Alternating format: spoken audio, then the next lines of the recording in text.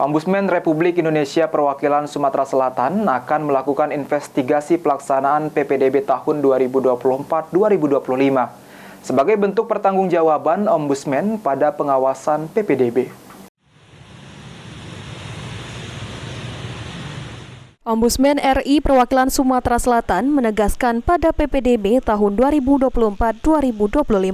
pengawasan akan lebih ketat khususnya terhadap SMA negeri di Sumsel. Kepala Perwakilan Ombudsman RI Sumsel M. Andrian Agustiansyah melalui Kepala Keasistenan Pencegahan Hendriko mengatakan, PPDB dirasa bisa menjadi isu publik yang tidak bisa dihindarkan. Ombudsman memiliki kewenangan untuk melakukan investigasi. Ada tidaknya laporan terkait PPDB, pihaknya akan tetap melakukan investigasi sebagai bentuk tanggung jawab dalam mengawasi PPDB. Di tahun 2023, banyak terjadi penambahan rombel pada PPDB tersebut. Dikarenakan hal tersebut, Ombudsman memberikan rekomendasi kepada pemerintah untuk segera mengacu kepada Permendikbud nomor 1 tahun 2021.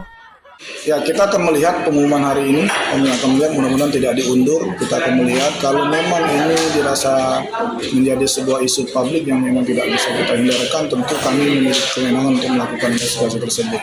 Tapi kemungkinan besar kami akan melakukan itu. Ada laporan dan tidak ada laporan tetap kami akan lakukan karena ini bentuk pertanggungjawaban kami dalam melakukan pengawasan PPDB. Ditambahkan Hendriko, pihaknya akan melakukan sampling terhadap beberapa sekolah yang tadinya favorit terkait kesesuaian rombel yang telah ditetapkan.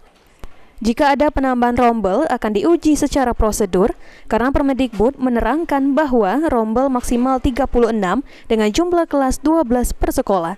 Apabila sekolah tersebut didapati melakukan kesalahan, akan direkomendasikan untuk membatalkan rombel.